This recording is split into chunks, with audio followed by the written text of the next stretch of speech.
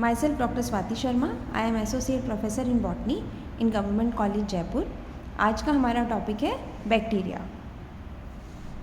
Bacteria unicellular और prokaryotic micro organism है. Single cell के बने होते हैं और इनका जो सेलुलर स्ट्रक्चर है वो प्रोकैरियोटिक टाइप का होता है. सबसे पहले उनको एंटोन वॉन ल्यूवेनहॉक ने डिस्कवर किया था. एंटोन वॉन ल्यूवेनहॉक हम जानते हैं जिन्होंने सबसे पहले माइक्रोस्कोप बनाया. तो चूँकि ये माइक्रो ऑर्गेनिज्म है, ये माइक्रोस्कोप की डिस्कवरी के बाद ही हमारे सामने पता चले, हम उनकी डिस्कवरी हो सके, क्योंकि तब तक माइक्रो ऑर्गेनिज्म जो है वो दिखाई नहीं देते, तो वो केवल माइक्रोस्कोप की हेल्प से ही हम उन्हें देख पाते हैं. उन्होंने इसका नाम दिया एनिमल क्यूल्स. एनिमल क्यूल्स उन्होंने एंटोन वॉन ल्यूवेनहॉक ने उन्हें नाम दिया. इसकी डिस्कवरी की वजह से ल्यूवेनहॉक को फादर ऑफ बैक्टीरियोलॉजी कहा जाता है, क्योंकि उन्होंने सबसे पहले बैक्टीरिया की डिस्कवरी करी, खोज करी. अर्नबर्ग ने 1829 में इनका नाम दिया बैक्टीरिया. जो बैक्टीरिया का मतलब होता है वो होता है स्मॉल स्टिक, छोटी छोटी स्टिक के समान संरचना चूँकि इनकी होती है, इसलिए उन्होंने इसका नाम दिया बैक्टीरिया. नागेली ने सबसे पहले इनको ये बताया कि प्लांट किंगडम में ऐड होना चाहिए. उन्होंने शाइजोमाइसिटीज़ ग्रुप बनाया और उनको प्लांट किंगडम में ऐड किया कि ये प्लांट्स में इनकी स्टडी होनी चाहिए. उसके बाद में बैक्टीरिया की जो नेचर है उसके बारे में इम्पॉर्टेंट इंफॉर्मेशन दी लुइस पास्चर ने. लुइस पास्चर ने फर्मेंटेशन पढ़ा, डिके पढ़ा, जो ऑर्गेनिक मैटर है उसका डिके किस प्रकार से होता है. डिजीज़ेज़ भी हैं कई जो कि बैक्टीरिया से के इन्फेक्शन के द्वारा होती हैं. तो ये सारी स्टडीज़ करी लुइस पास्चर ने, तो काफ़ी इन्फॉर्मेशन हमें मिली उसके बाद में. और पास्चर ने ये सबसे पहले स्पॉन्टेनियस जनरेशन की जो थ्योरी थी उसको डिसअप्रूव किया, क्योंकि स्पॉन्टेनियस जनरेशन की थ्योरी के अनुसार माइक्रो ऑर्गेनिज्म का डेवलपमेंट स्पॉन्टेनियस हो जाता है, अपने आप इसमें डेवलप हो जाते हैं. मीट में, डिकेइंग ऑर्गेनिक मैटर में इनका डेवलपमेंट अपने आप हो जाता है. लेकिन लुइस पास्चर ने बताया कि नहीं, इसमें अपने आप डेवलपमेंट नहीं होता, ये एयर में, वाटर में जो बैक्टीरिया प्रेजेंट है वो जाकर के उसको डिके करते हैं. और उन्होंने germ theory of disease present करी. जर्म थ्योरी ऑफ डिजीज़ जो थी वो ये कहती है कि ये इन्फेक्शन जो होता है, जो प्लांट एनिमल्स में डिजीज़ होती हैं वो किसी ना किसी माइक्रो ऑर्गेनिज्म के कारण होती हैं. रॉबर्ट कोच ने बैक्टीरिया को आइसोलेट किया, जो कि कॉलेरा, ट्यूबरकुलोसिस डिजीज़ करते थे, उन बैक्टीरिया को उन्होंने आइसोलेट किया और आर्टिफिशियली उनको कल्चर भी किया. फिर क्रिश्चियन ग्राम ने 1884 में ग्राम स्टेनिंग को डिस्कवर किया. ग्राम स्टेनिंग के माध्यम से ही हम ग्राम पॉजिटिव और ग्राम नेगेटिव बैक्टीरिया की स्टेनिंग कर पाते हैं. एवरी, मैकलॉयड और मैककार्टी ने बैक्टीरिया में ट्रांसफॉर्मेशन को स्टडी किया. ये एक टाइप का इसमें रिप्रोडक्शन है. जब हम रिप्रोडक्शन पढ़ेंगे बैक्टीरिया का तब हम इस टर्म को पढ़ेंगे. तो उन्होंने ये बताया कि इसमें जेनेटिक मटेरियल डीएनए होता है, जो कि एक बैक्टीरिया से दूसरे बैक्टीरिया में ट्रांसफ़र भी होता है. टाटम और लेडरबर्ग ने कॉन्जुगेशन के प्रोसेस को सबसे पहले डिस्कवर किया. ट्रांसफॉर्मेशन, कॉन्जुगेशन, ये उसके रिप्रोडक्शन में हम पढ़ेंगे. Now general characters of bacteria. Bacteria क्या होते हैं? They are omnipresent. Omnipresent मतलब हर जगह पाए जाते हैं, एयर में, वाटर में, लैंड में, एनिमल्स के अंदर, प्लांट्स में, हमारी बॉडी में. कई बैक्टीरिया हमारी बॉडी में भी प्रेजेंट है और वो हमारे फ्रेंडली बैक्टीरिया हैं. पैथोजेनिक बैक्टीरिया तो बहुत कम है, लेकिन वो हमारे लिए फ्रेंडली भी हैं, हमारे लिए बहुत इम्पॉर्टेंट हैं, हमारे डाइजेशन में हेल्प करते हैं और हमारी कई फिजियोलॉजिकल एक्टिविटीज़ जो हैं उनके बिना डिस्टर्ब हो जाती हैं. जब भी कभी हमारे ऐसे लूज मोशंस होते हैं, डायरिया होता है, तो हम क्या लेते हैं?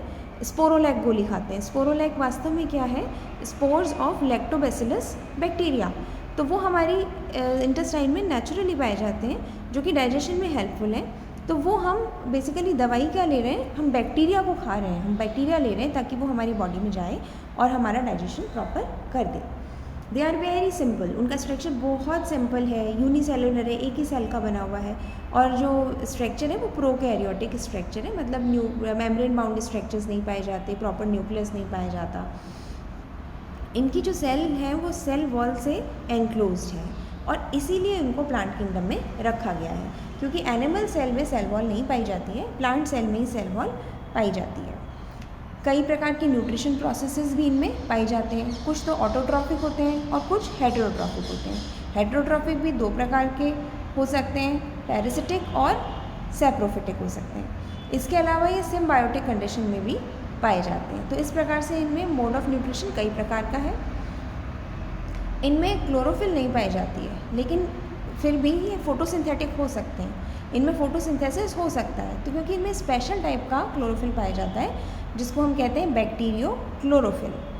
अब चूंकि ये प्रोकैरियोटिक है इसलिए इनमें न्यूक्लियस तो होगा नहीं, न्यूक्लियस प्रॉपर न्यूक्लियस नहीं पाया जाएगा। न्यूक्लियर मेम्ब्रेन, न्यूक्लियोलस ये सब एब्सेंट होते हैं, लेकिन न्यूक्लियोइड प्रेजेंट होता है। इनमें डीएनए, आरएनए और न्यूक्लियर मटेरियल जो है वो सेंटर में न्यूक्लियोइड की फॉर्म में प्रेजेंट होता है।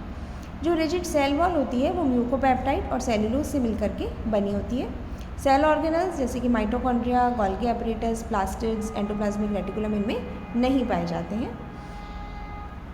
इनमें डीएनए में हिस्टोन प्रोटीन भी नहीं पाया जाता है और 70S राइबोसोम्स होते हैं। जो राइबोसोम्स होते हैं वो 70S, क्योंकि सारे के सारे स्ट्रक्चर्स इनमें प्रोकैरियोटिक सेल के अकॉर्डिंगली होते हैं। प्लाज्मा मेम्ब्रेन अंदर की तरफ फोल्ड हो जाती है, इनफोल्डिंग्स हो जाती हैं और मीजोजोम्स बन जाते हैं और रेस्पिरेटरी एंजाइम्स इन्हीं में प्रेजेंट होते हैं, सेल मेम्ब्रेन में ही प्रेजेंट होते हैं। Both RNA and DNA are present, दोनों ही प्रेजेंट होते हैं, लेकिन डीएनए सिंगल प्रेजेंट होता है। ये सर्कुलर भी हो सकता है या ग्लोबुलर हो सकता है, लेकिन सिंगल डीएनए प्रेजेंट होता है। चूँकि सिंगल डीएनए प्रेजेंट होता है इसलिए बैक्टीरिया की सेल हमेशा हैप्लॉइड होती है। एन नंबर ऑफ क्रोमोसोम्स इसमें पाए जाते हैं। फोटोसिंथेटिक बैक्टीरिया जो है वो बैक्टीरियो क्लोरोफिल उनमें पाया जाता है, प्रॉपर क्लोरोफिल पिगमेंट नहीं पाया जाता। बैक्टीरियो क्लोरोफिल एक स्पेशल टाइप का पिगमेंट पाया जाता है और चूँकि इसमें प्लास्टिड्स नहीं पाए जाते हैं, थाइलेकॉइड मेम्ब्रेन्स साइटोप्लाज्म में प्रेजेंट रहती हैं, उन थाइलेकॉइड मेम्ब्रेन्स में ही ये क्लोरोफिल पाया जाता है। वेजिटेटिव रिप्रोडक्शन इसमें binary fission, cyst formation, budding और गोनिडिया के माध्यम से होता है और sexual reproduction conidia, motile spores और asexual reproduction conidia, motile spores और एंडोस्पोर्स के माध्यम से होता है। ट्रू सेक्चुअल रिप्रोडक्शन लैंगिक जनन इसमें एब्सेंट होता है, लेकिन फिर भी इसमें जेनेटिक रिकॉम्बिनेशन देखा गया है 3 प्रकार का: कॉन्जुगेशन, ट्रांसडक्शन एंड ट्रांसफॉर्मेशन। जब हम रिप्रोडक्शन पढ़ेंगे तो हम सारे टाइप्स पढ़ेंगे इसके जेनेटिक रिकॉम्बिनेशन के। हैबिट, किस प्रकार की हैबिट होती है? ये ओमनी प्रेजेंट है, हर जगह पाया जाता है। ह्यूमन इंटेस्टाइन में ई कोलाई प्रेजेंट होता है और बैक्टीरिया की 2000 स्पीशीज़ में होंगे। इन 2000 स्पीशीज़ में ये एनिमल्स में, प्लांट्स में, एयर, वाटर, लैंड सब जगह पाया जाता है और कई अनयूजुअल कंडीशंस में भी प्रेजेंट होता है, जैसे कि आइस में प्रेजेंट होता है और कुछ बॉइलिंग वाटर में भी पाए जाते हैं। इतने हॉट वाटर में भी ये प्रेजेंट होता है, इवन हॉट वाटर स्प्रिंग्स में भी ये पाया जाता है। लेकिन ये कहाँ नहीं पाया जाता है? एक तो रेन वाटर में, एक डिस्टिल्ड वाटर में और डीप वेल्स, बहुत गहरे कुओं के पानी में और वॉल्केनिक ऐश। इन 4 जगहों पर बैक्टीरिया एब्सेंट होता है, अदरवाइज़ ये सब जगह प्रेजेंट है। साइज़, ये साइज़ में बहुत छोटे होते हैं, माइक्रोस्कोपिक होते हैं। Now shape and forms of bacteria, ये कई प्रकार की शेप्स इसकी पाई जाती हैं। मेनली इसमें 3 तरह की शेप्स होती हैं: स्फेरिकल और कोकस, रॉड शेप्ड और बेसिलस और थर्ड स्पाइरल और हेलिकली कॉइल्ड। सबसे पहले हम पढ़ेंगे स्फेरिकल और कोकस। स्फेरिकल और कोकस अगर सिंगल सेल है तो वो माइक्रो कोकस कहलाता है, और अगर वो 2 हैं सेल्स आपस में जुड़ी हुई तो डिप्लोकोकस, 4 हैं तो टेट्राकोकस। स्ट्रेप्टोकोकस जब ये सेल्स एक चेन के फॉर्म में प्रेजेंट हैं, एक दूसरे से जुड़ी हुई चेन बना लेती हैं। और स्टेफाइलोकोकाई जबकि ये इरेगुलर मैनर में इनमें डिवीजन हो और ग्रेप लाइक बंच बन जाए, अगर डिवीजन बिल्कुल इरेगुलर मैनर में हो। स्ट्रेप्टोकोकस में क्या होगा? केवल एक ही प्लेन में सेल्स नई नई बनती चली जाएंगी और वो एक चेन की फॉर्म में आ जाएगा। सार्सिनी, इसमें जब ये सेल्स डिवाइड होती हैं तो ये क्यूब की फॉर्म में और पैकेट की फॉर्म में एक सिमेट्री बना करके ये अरेंज हो जाती है। रॉड शेप्ड और बेसिलस, मोनोबेसिलस जिसमें कि सिंगल रॉड होगी, डिप्लोबेसिलस जब ये पेयर्स में पाए जाएंगे, स्ट्रेप्टोबेसिलस वो एक चेन बना लेंगे, पैलिसेड जब वो पैलिसेड की तरह से सिमेट्रिकली अरेंज हो जाएंगे। तो ये 4 प्रकार के होते हैं, रॉड शेप्ड या बेसिलस बैक्टीरिया। और थर्ड है स्पाइरल और हेलिकल, इसका मतलब कॉइल्ड बैक्टीरिया। ये अलग अलग शेप्स हैं। कोकस जिसमें कि स्फेरिकल शेप है, डिप्लोकोकस जब 2 जुड़ गए, स्ट्रेप्टोकोकस ये एक के बाद एक चेन में है, तो ये आपस में 4 टेट्राकोकस। सार्सिनी जिसमें कि ये एक सिमेट्री बना रहे हैं, क्यूब के समान संरचना। स्टेफाइलोकोकस इरेगुलर डिविजन्स होकर के बंच बन जाएगा। इसी प्रकार से रॉड है, मल्टीसेलुलर फिलामेंट्स है, विब्रियो एक कोमा शेप्ड स्ट्रक्चर अगर प्रेजेंट है तो वो विब्रियो भी कहलाता है।